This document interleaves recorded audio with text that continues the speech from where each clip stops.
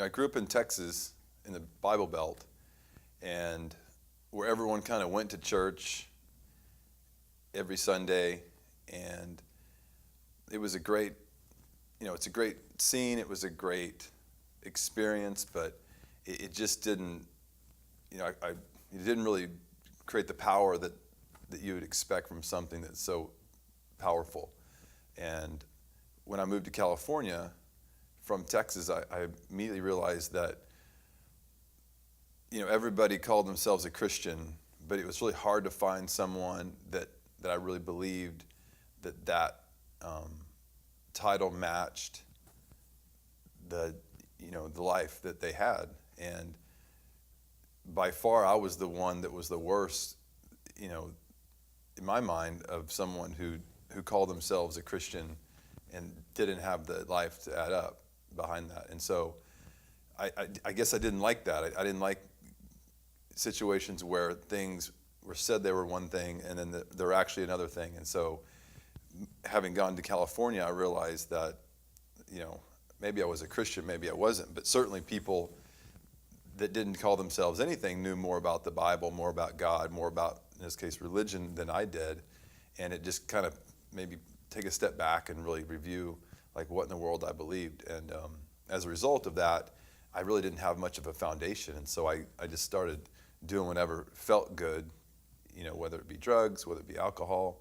And the funny thing is I was actually one of the ones that was considered more the righteous person, compared to other people that I was with, which is kind of relative, right? I mean, I didn't, who's to say what that measuring stick looks like? So I just knew in my heart that I was kind of dying because I didn't really stand for anything, and I was just kind of going with it.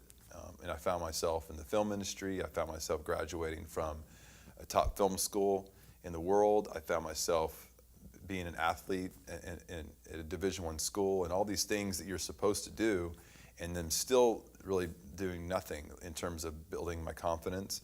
And so after graduation, and living with a lot of friends at school, and living down at the beach, hanging out, just going wherever the wind blows, I found myself really lost. I found myself realizing that the little bit of faith I had, I couldn't really rest on. It was, I really ended up at the bottom of the bucket in my walk without having a deep faith, with deep principles, and really seeing other people that had, called themselves a disciple of Jesus, a great man who led people to do great, amazing things, and actually their life added up. And so I'd studied the Bible. I'd, so to speak, became a Christian. And it's interesting, probably the more interesting thing about my experience is that even that wasn't enough. That I realized that if I didn't have a deep relationship with God day to day, every day, where I really learned to trust my dad, my Father in heaven, and other people, then even that title and a little bit of, faith that I had just wasn't really full of the power again that I desired for as a man of integrity. And consequently, even as a Christian, I ended up going through a divorce, and it just rocked my world, because in my mind I thought, wait a second, I'd already gone through a conversion. I'd already had great friends that are Christians. I already read the Bible. I quote unquote go to church every week. I did all the things that seemed to be the right thing to do, but what I realized is that that's exactly how I lived my life.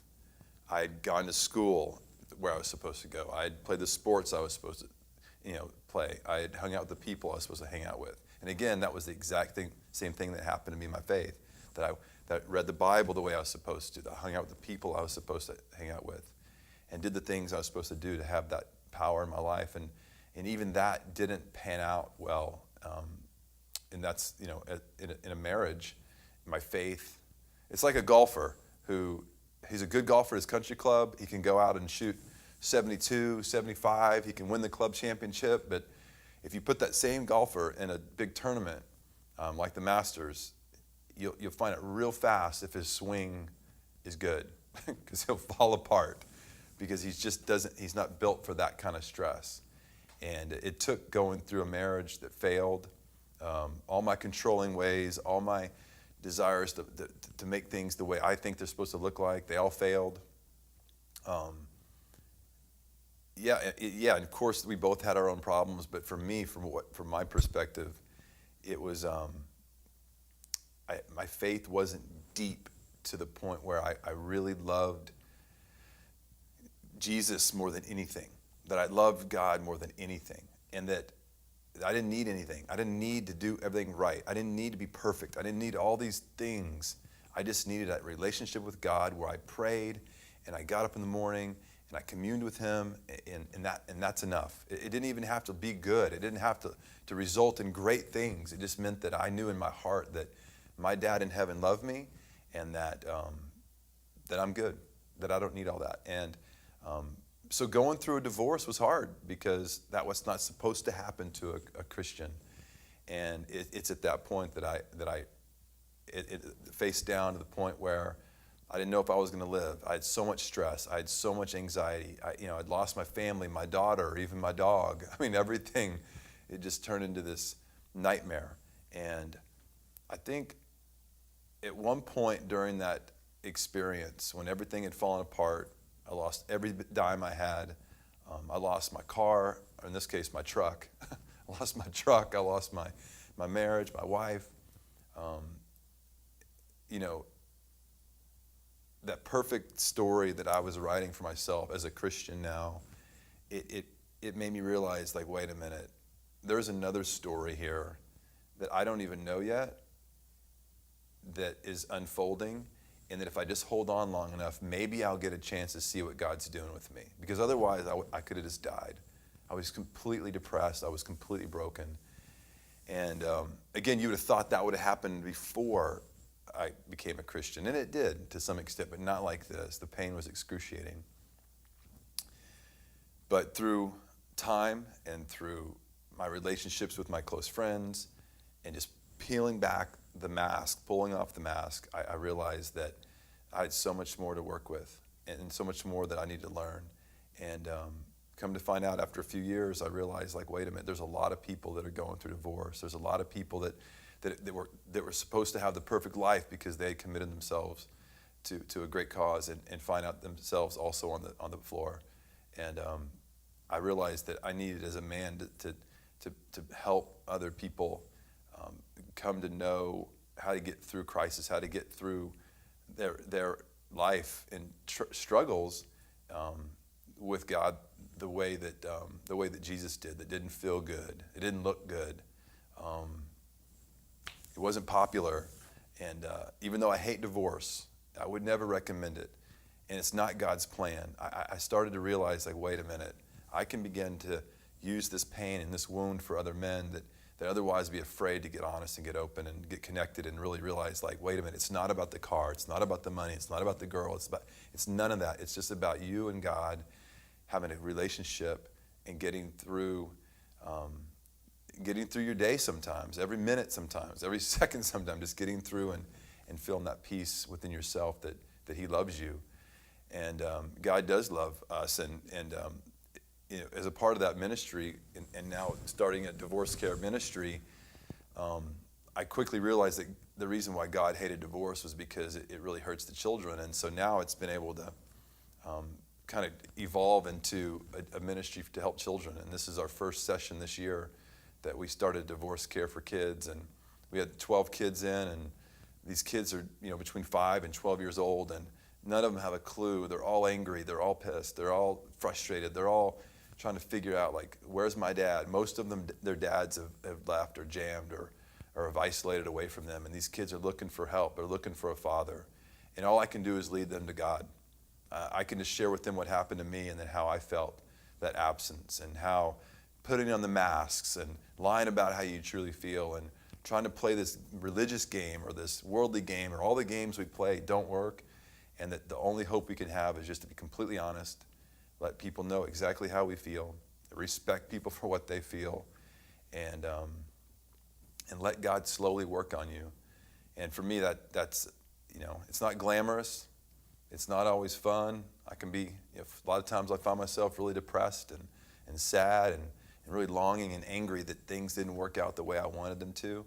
And then next thing you know, my daughter says something just completely mind-blowing spiritual that makes me realize, like, wait a minute, it's working. She's getting it. She's learning God's word through my brokenness, through my pain. And those are the times I get really thankful for, not just the conversion to become a Christian, because I'm thankful for that, but really the conversion of maturing as a true disciple of Jesus, and not just some title that we use in our Western world that is so fickle. You call yourself a Christian in America, you're heralded, but you call yourself a Christian in some Middle Eastern country, you get killed. I think I have a lot to learn about truly being a disciple of Jesus, and all I can do right now is just realize how to use what I've been through to help these children, hopefully one day, place their security in something a lot more genuine than the flighty things that we put our hope in here in America. So I'm thankful. I got a new wife. I got a wife.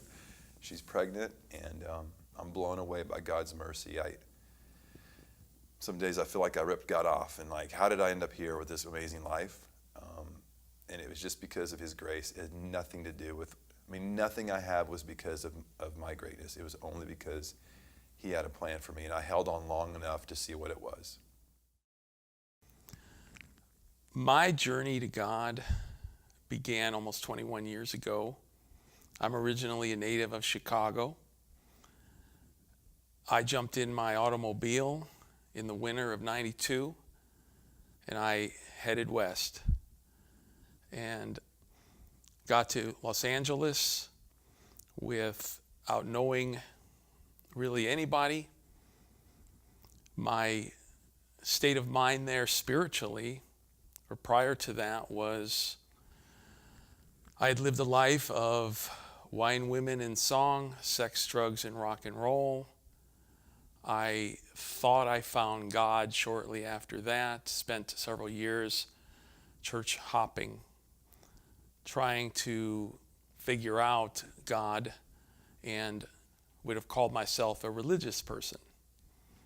When I came to Los Angeles, I met some of the members of the church that I've been affiliated with for that whole time, and we started studying the Bible. And it used to floor me because I would see the commitment level of the people around me, and I would look at my life and just kind of make excuses. Well, I'll get there someday.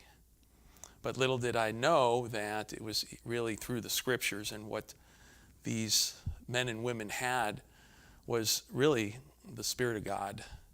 And that was something that I didn't know too much about, I'd heard about. That was something that came with really making a real commitment to God and repenting from the life that I had lived. But I did make that decision in July of 1993, and it's been an amazing journey.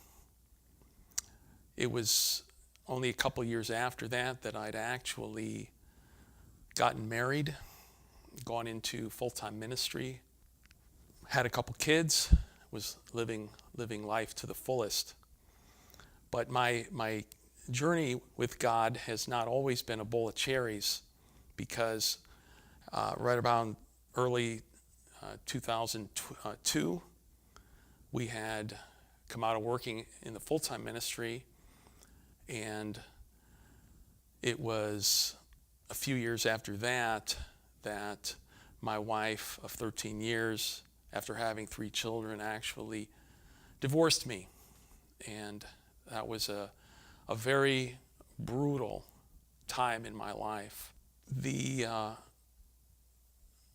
noble beginnings that we'd had in just really keeping our relationship completely pure before we ever got married, all of just those beginnings just seemed so right. They seemed they were Bible based, and to have to come to a realization that I was now going to be a single man again after 13 years was a very difficult time, to say the least.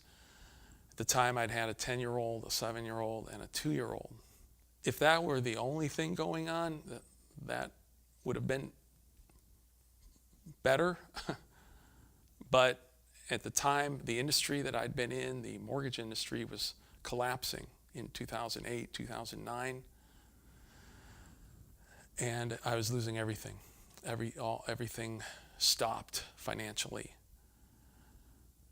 Aside from that, I have suffered from an autoimmune illness that really had no hold on me until I went through my very stressful divorce, and that all activated.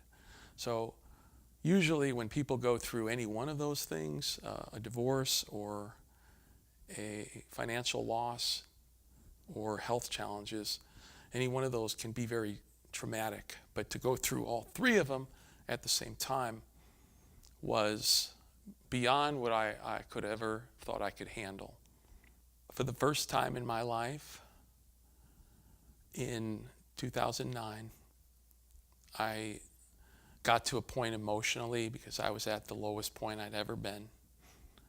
And most people consider me a happy person. Most people would never even think I would ever get down about anything. But I connected the dots with how people actually commit suicide. It just made sense at that time, because I honestly did not want to live when I was enduring all of those things in 2009. And so on record, I would say 2009 was the hardest year of my life. Certainly, though, God is forever faithful, and things don't always stay that way. I continue to persevere and ended up moving back to California in 2011. Went there with my former wife and my 3 children, just to kind of keep the continuity of the family with what we had left, and got immersed in the ministry down here. And I just got to say that God is really forever faithful, because that was a huge spiritual shot in the arm coming back to Orange County, because I've been able to be a part of a group of brothers and sisters that are very active in building up the ministry and reaching out to lost souls, and it just really gave me a renewed vigor there for the love for people that don't know God. Aside from that, I met an amazing, very spiritual woman who I'm engaged to right now, and I will be married to in this June. And so I sit here and I look back and I go, certainly life has its twists and turns, but there's no other place to be than with God in your corner. There's a passage in Scripture that I'll always hold on to. I've always remembered from the first time I'd heard it, in John 6, when Jesus turned to his 12 after revealing some very challenging verses of the Bible, and asked the men if they would want to leave too, because many of his followers had left him at that point. And that's just how I feel. That's kind of my theme passage, is that Jesus said to Peter and the 12 and the 11, and Peter said, "To whom shall we go, Lord? You hold the words of eternal life." And I have felt that and applied that to my life, regardless of what goes on around me, whatever hardship, whatever suffering that I'm going to endure. I am going to stay faithful to God till the end. Growing up, I grew up in a little town in Wisconsin, and with a single mom. And she was very, very poor. We were really, really poor. Didn't get any help from my dad. And so what it required of my mom was to work 2 jobs. And to save money, we lived in a warehouse. It wasn't a house, it was a warehouse. And for heating, we basically had two oil barrels for heat. And my mom worked two jobs, so she really wasn't there. And I pretty much was, growing up by myself. Living in that kind of environment, you go, wow, I'm really lonely. And there's got to be more to life. So you start thinking about what ifs. You start watching movies and fantasizing about, well, if only, and I think one of my first if onlys was, if only I had knowledge, if only I knew how to have a better life. So basically spent many thousands of dollars on self-help, going to all the big seminars. I know one in particular was over a week, over $5,000, and just really looking for answers and hoping that there would be answers in these seminars. And just really, at the end of it, coming up empty, realizing, wow, this isn't very helpful. And thinking, maybe there's something wrong with me. Maybe it helps other people, but it doesn't help me. So thinking, okay, well, maybe if only I could make money. And so really pursued a career, quickly rose up to vice president of a large corporation, and won a contest which was basically hosted by Robin Leach of Lifestyles of the Fit and Famous. And he basically announced it, Lifestyles of the Fit and Famous. And we went on a Concord trip with Heather Locklear and Tommy Lee, and just went to the French and Italian Riviera, went gambling in the casinos out there in Monte Carlo, watched the races, hung out with them, and just had a blast. And got done with that, and realized, being there with my girlfriend at the time, got in a huge fight. We were miserable, couldn't stand each other, couldn't stand the trip, and it didn't seem like anybody else was having that great of a time, either. And so thought, wow, I guess this isn't it. This isn't really what I'm looking for, is, wealth and that kind of, that lifestyle. So, kind of thought, well, maybe I didn't have enough of it. So the next if only was just, maybe more of the same. And so basically went to a Hollywood industry party. It was really a charity event for all the A-list Hollywood people. At the time, almost every big Hollywood name was there, actors, directors, producers, all the Hollywood people, black tie dinner. And just thinking to myself, wow, none of these people seem to be real or sincere or have a full life. They're all pretending to be something that they're not. And just getting super, super depressed and feeling like, wow, if these people don't have the answer, if money and fame and fortune and supermodels and all that kind of thing isn't really going to fill people up, then what would? And I can remember being at that party and just getting up and crying my eyes out, black tie dinner, just bawling and thinking there really is no answer to life. There's nothing that's going to really fill me up. So when my next, I didn't know what to do, and so I basically resigned from my job and became a weirdo, became super depressed, had a tough time getting out of the house, couldn't even really go to the grocery store to buy groceries or live a normal life at all. And, I think I really kind of hit rock bottom to the point of, I think, my actual survival was in jeopardy. I didn't have any romantic relationships that were meaningful, didn't have any friendships that were real friendships. Had a lot of acquaintances and buddies and things like that, but no real deep relationships. And, I had two children that I was estranged from and would see when they could come out and visit me, but wasn't as much time as I really wanted. And our relationships were starting to get more and more rocky. And through all this depression, I think I just kind of was looking for answers and praying and looking and searching. And to kind of make a long story short, ended up hooking up with somebody that's now my best friend, Bruce, and studied the Bible with him, and just started to see in his life everything that I wanted to see. He had a great marriage. he had a purpose and meaning to his life that was important, not just some, but something that was eternal, really, seeking and saving the lost, something that really meant something. And he had a great marriage. His kids really loved him and respected him. And I remember having lunch with his son and asking him, well, what do you want to do when you get out of high school? And him saying, I want to be, if I could be a tenth of the man that my father is, I would be really happy. And I thought, wow, that's the kind of dad that I want to be for my kids. And just seeing all the impact that he had in people's lives, helping people, just in life in general, with their marriages, with their kids, with their finances, with everything that, that life is all about. And most importantly, with the relationship with God.